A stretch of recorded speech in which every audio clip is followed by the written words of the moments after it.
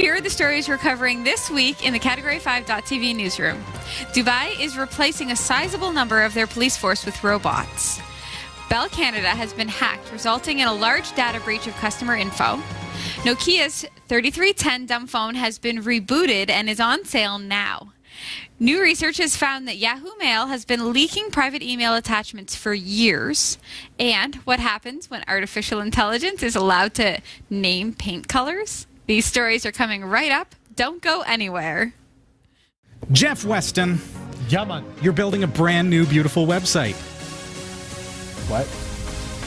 Aren't you? No. Am I? Oh, you're a terrible actor. What? This is where acting comes into play. Oh, I didn't know we were acting. You're supposed to act. Okay, fair enough. All right. Yeah, I'm building a really cool website. Are you building a really cool website? You need hosting. One of the things about a hosting account is you don't want to have limitations put on your website. It's true. How much hard drive space do you have? How many email accounts? How many domains can point to it? Well, we've got an amazing deal for you. For a very limited time, cat5.tv/dreamhost. For just $5 and a bit of change per month, you are going to get unlimited website hosting, unlimited email accounts on that hosting service. You are also going to receive a free domain name. Ooh. So your own .com. Nice. To put that amazing website that you've been working on It's true. there. If you want to build a WordPress site, fine. Sign up, cat5.tv/dreamhost. Just don't put Panama Papers on it. Just don't do it. But hey, it's a great deal, folks. Best deal you're going to find. $5 and change per month. Go to cat5.tv/dreamhost. I'm Sasha Dermatis, and here are the top stories for the week of May 24th, 2017. Dubai is constantly pushing the envelope for a smart city, and now a robotic police officer is making its rounds on city streets.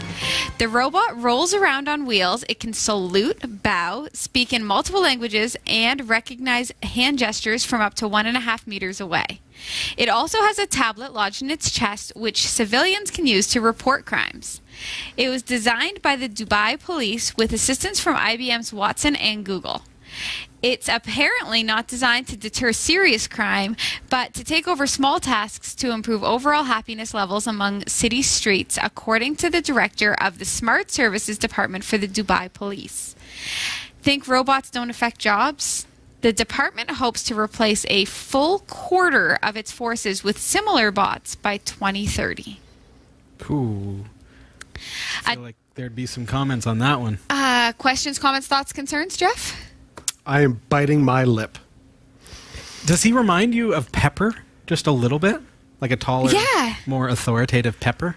You know what? I don't hate this idea. I will tell, well, you know me. But I don't hate this idea. Mm.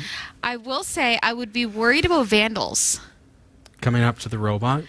Yeah. And like, I'm sure it's a federal offense. Hold on. Sure. So they've got a cop that's a robot replacing real cops. And your concern is not the people that are being put out of work, but the crime that's going to happen against the robotic cop. You know how yin-yang we are right now? Yeah. I think I'm split down. This is just a horrible, horrible idea. Do you know, okay, let's take away the idea that it's going to replace people. It's also going to free up some really horrible, like, time-consuming things that a robot could do that people don't have to worry about. But, okay, I can't imagine that this thing has got a top speed of more than 3-4K a second. I mean, it's not like there's a lot of running K robots. per second? Or 3K per second? You can't even see it go by, Jeff. You know, kilometers. I'm like the grammar police. Cop lightning. Kilometers per hour. That's right. Thank you for the catch. Like, they don't move that fast. So, thanks for calling Dubai Police. We're going to send our robotic cop out to you to help you cross the street. It'll be there in 3 hours.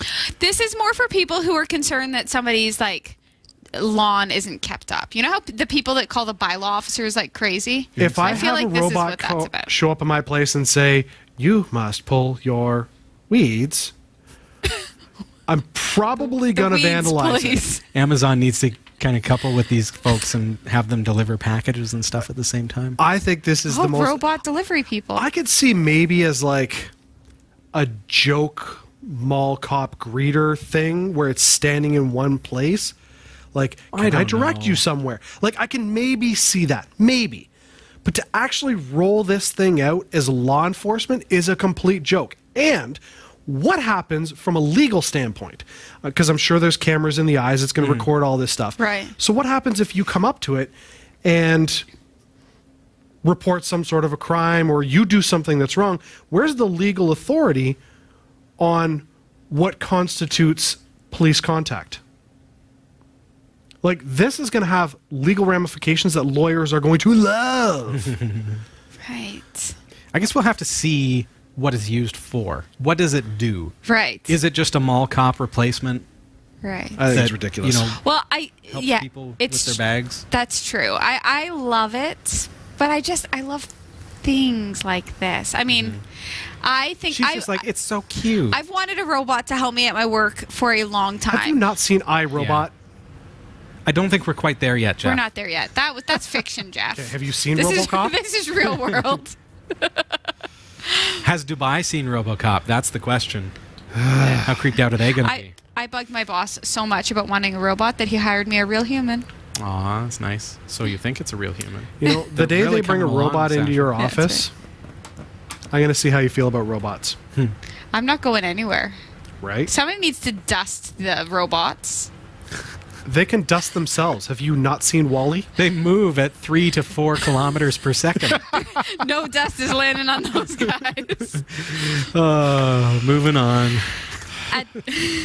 Amidst the noise of the WannaCry attack, Canada's largest telecom company, Bell Canada, had 2 million of its customer records stolen by unknown hackers. Bell said it is working with Canadian police to find out who was responsible for the disclosure of the customer email addresses and phone numbers, all that's needed for a massive phishing scam. The names were also obtained for about 1,700 of their customers. Bell Canada said in a brief statement, there is no indication that any financial, password, or other sensitive personal information was accessed. Serving around 21 million customers in the Great White North, Bell Canada offers both fixed line and wireless phone service, as well as internet and television. The carrier reported revenues of $5.38 billion Canadian in their last fiscal quarter. Bell Canada did not say whether the customer details stolen in the attack were pulled from a specific service. The Canadian Privacy Commissioner's Office has said it is also gathering data about the hack. Wow. The rebooted Nokia 3310 has gone on sale nearly 17 years after the original made its debut. The phone, which has a 2-megapixel camera and relies on 2.5G connectivity to offer only limited internet access, is being sold for about €50. Part of the nostalgia is found in being able to leave your charger at home.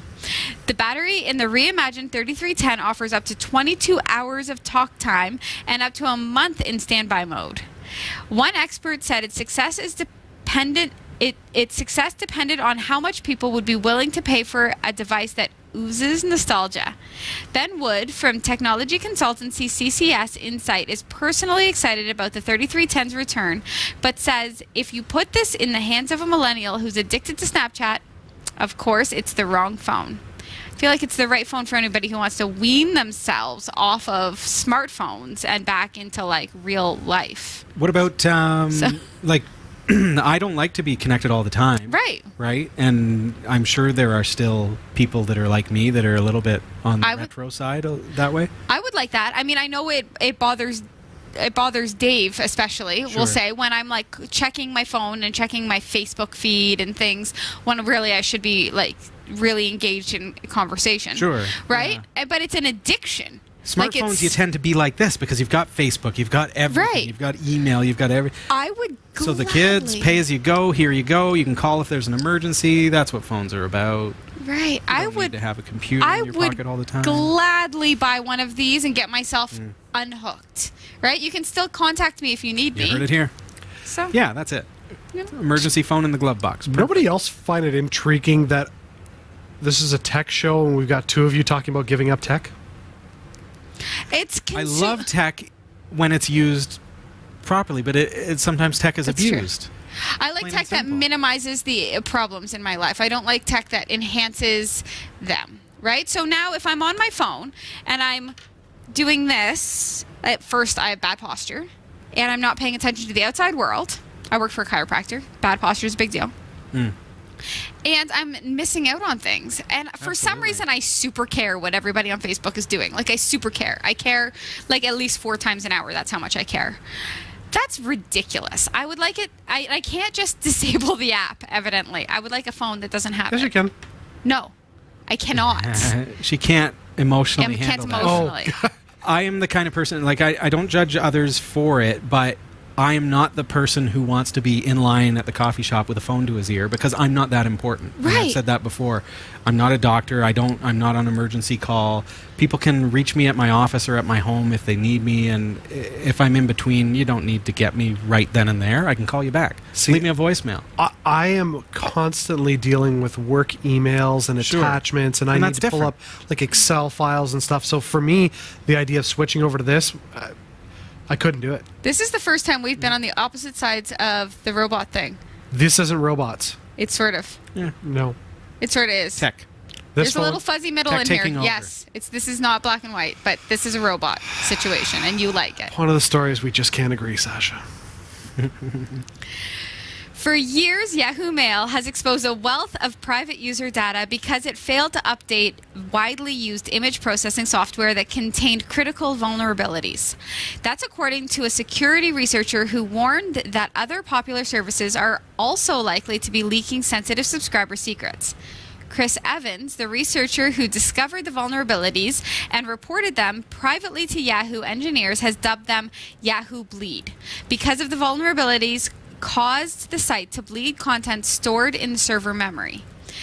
The easy-to-exploit flaws resided in ImageMagick, an image processing library that's supported by PHP, Ruby, Node.js, Python, and about a dozen other programming languages. One version of Yahoo Bleed was the result of Yahoo failing to install a critical patch released in January 2015. A second Yahoo Bleed vulnerability was the result of a bug that ImageMagick developers fixed only recently after receiving a private report from Evans. The vulnerability discovered by Evans could be exploited by emailing a maliciously manipulated image file to a Yahoo Mail address. After opening the 18-byte file, chunks of Yahoo server memory began leaking to the end user. Evans called this version of the attack Yahoo Bleed 1. Yahoo Bleed 2 worked by exploiting the vulnerability fixed in January 2015. Together, the bugs allowed attackers to obtain browser cookies, authentication tokens, and private image attachments belonging to Yahoo Mail users. Despite Yahoo allowing one of the bugs to remain unpatched for 28 months, Evans praised company engineers for their speed and thoroughness in responding to his private report. Rather than patch ImageMagick, Evans said Yahoo opted to stop using the library, a move he applauded. Over the past 18 months, the app has come under increased criticism for harboring critical vulnerabilities, which in the past have threatened Facebook users, among others.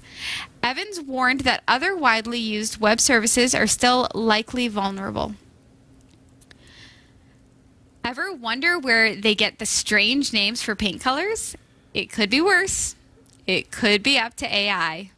Research scientist and neural network goofball Janelle Shane decided to train a neural network to generate new paint colors, complete with appropriate names. The results are possibly the greatest work of artificial intelligence I've ever seen to date. Shane wrote on her Tumblr, "For this experiment, I gave the neural network a list of about 7,700 Sherwin-Williams paint colors along with their R gigabytes values. Could the neural network learn to... Sorry, that's RGB. That's our teleprompter doing that. It's RGB. Anytime you say R gigabytes, just know it's that's RGB? the teleprompter. Yeah. Oh, oopsie. That's my mistake, not yours. Okay. I was wondering. I'm like, there's a gigabyte value. Sometimes our teleprompter will convert GB to gigabyte. Right? Okay. And when I read that, RGB. it's funny when I read it earlier. I was like, I wonder if Robbie will explain what that is to me. But there you go. There you go. So it's not. It doesn't exist. Keep that in mind, and I apologize. Okay. So to learn and invent new paint colors and give them attractive names. Shane was able to get the algorithm to recognize some basic colors like red and gray, though not reliably, because she also gets a sky blue called gray pubic. Oh my goodness. And a dark green called Stoomy Brown.